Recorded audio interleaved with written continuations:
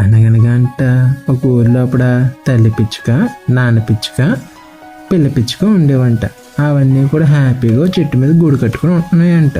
అప్పుడు ఒక రోజంట పిల్ల పిచ్చుక ఆకలి వేసిందంట. అప్పుడు తల్లి పిచ్చుక, నాన్న పిచ్చుక వెళ్ళంటే బొవ్వెతుక్కొని వచ్చినాయి వాటి కోసం. అప్పుడు అలా బొవ్వెతుక్కి వచ్చిన తర్వాత ఇంటికి కొత్తలోకినంట వెంటనే అక్కడ ఒక రాబందు వచ్చంట పిల్ల పిచ్చుకని ఎత్తుకెళ్ళిపోయిందంట. అప్పుడు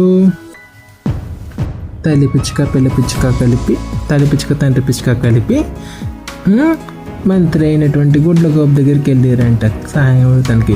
గుడ్లగోప చెప్పింది అంత అయినంట వాళ్ళిద్దరిని కూడా రాజు అయిన గెద్ద దగ్గర తీసుకెళ్ళిందంట. గెద్ద తన సైన్యాన్ని అంతటినీ పిలిచేసిందంట. ఒకేసారి తన సైన్యాన్ని అంతటినీ పిలిచి, మీకు వచ్చిన బాధ ఏం లేదు, మీ పిల్ల పిచ్చుక నేను రక్షిస్తానని చెప్పి వాడికి ఆజ్ఞ ఇచ్చిందంట. అప్పుడు గెద్ద పిచ్చుక చూతుల్లోకి రాబందు పిల్ల పిచ్చుకుని ఎత్తుకెళ్ళిపోతే కనిపించిందంట. ఒక్కసారిగా గాలి ఎగిరంట గద్ద రాబందుతో యుద్ధం చేసిందంట.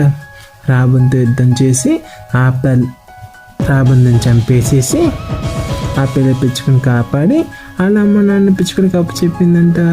అప్పుడు వాళ్ళ అమ్మ నాన్న పిచ్చుక దాన్ని తీసుకుని వెళ్ళి ఆ పిల్ల పిచ్చుకి బువ్వ గట్ట పెట్టి ఇంట్లో తీసుకెళ్ళి జాగ్రత్తగా చూసుకున్నారంట. ఆ రోజు నుంచి ఆ 3 పిచ్చుకలు కలిపి చాలా హ్యాపీగా ఎంజాయ్ చేసినారు తన లైఫ్ అంతటినీ కూడా. ఈ కథ కనుక మీకు నచ్చినట్టయితే కనుక ఛానల్ వీడియోని లైక్ చేసి, షేర్ చేసి, కామెంట్ చేసి, పక్కన సబ్స్క్రైబ్ బటన్ ప్రెస్ చేసేయండి. నెక్స్ట్ వీడియోస్ కలుద్దాం. అందరికీ take care and bye bye.